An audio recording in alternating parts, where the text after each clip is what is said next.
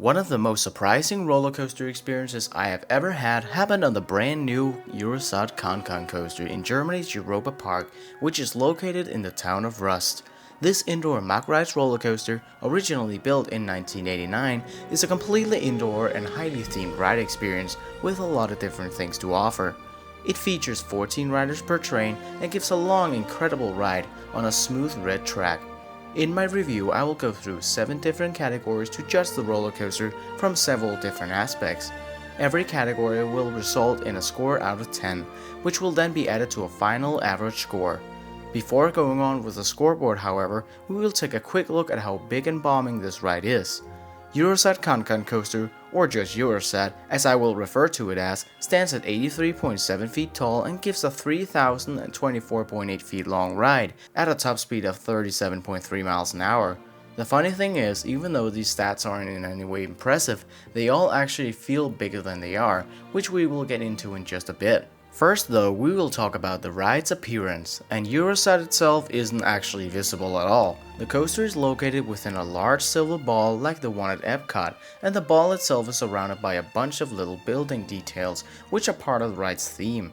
The ball itself looks mighty and fits in surprisingly well, which I did not expect it to do. The buildings around the ball also look very nice and cool, and they help present the ride's theme. There is one major issue in this category though, which is the fact that you can't see the coaster, and that makes it hard for the people who don't know about the coaster to know that there even is one, which makes attracting people harder than it could be.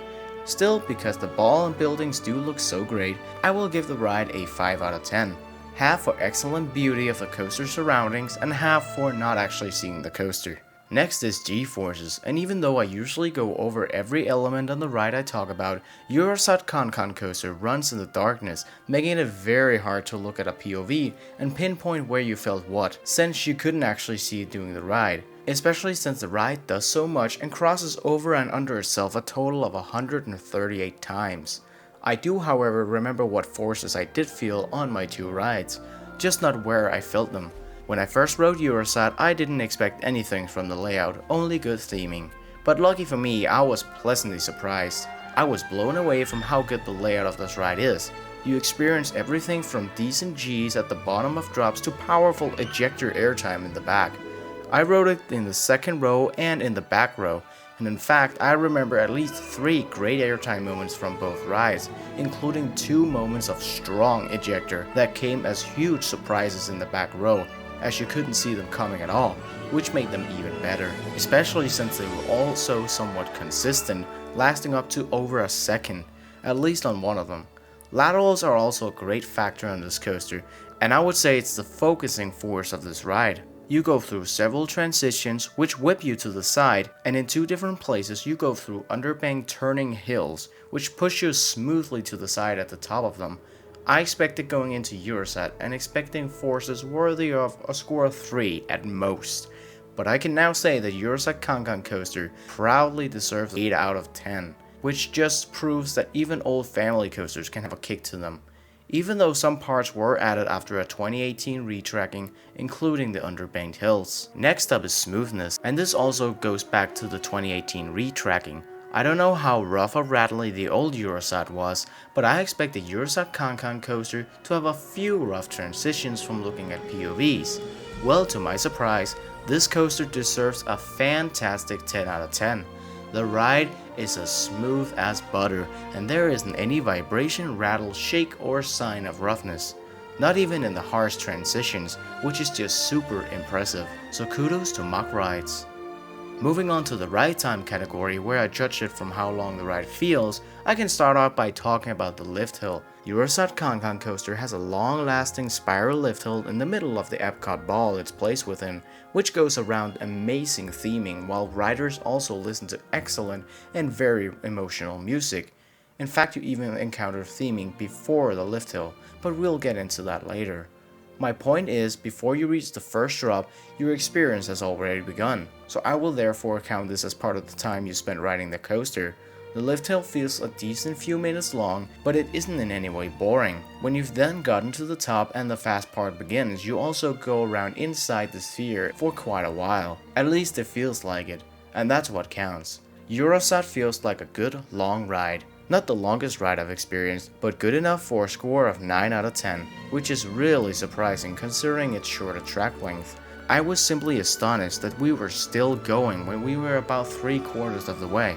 Eurosat CanCan Coaster received a retracking during the 2018 season. During this retracking, the old space-themed Eurosat also transitioned into a brand new Moulin Rouge theme, making it the Eurosat CanCan Coaster, since it is now themed to Paris in the year 1900, where the Moulin Rouge women dance by the red windmill, the CanCan dance. Eurosat CanCan Coaster is absolutely packed with theming of great quality. The queue line itself has beautiful music and wonderful things to look at, from the Statue of Liberty to workshops from the time period in beautiful France. The queue line is straight up magical and amazing to be in, and when you finally get on the ride, you start by a little pre-show before the lift hill itself. The lift hill itself is then meant to symbolize buildings and the one and only Eiffel Tower on top. As you go up the lift hill, you slowly rise towards the top of the tower while you listen to incredible music. When you then reach the top, the music takes a drastic but smooth change into the famous CanCan music, which is played via onboard audio. This is when you head into the fast part of the ride, and it is awesome. The festive, adventurous music makes it so much better. And you pass by a bunch of light effects that show your descent from the top of the Eiffel Tower as you fly past a winking moon as well as clouds, and down to the famous French architecture, before you go through the Red Mill into the dance club, where you go under the lady legs and enjoy a fine dance by the brake run. Here's also an awesome bonus. After you go through the Red Mill and into the dance club, you go over some of the underbanked curved hills until you hit the brake run. And it is all in sync with the music, which makes it feel incredibly epic.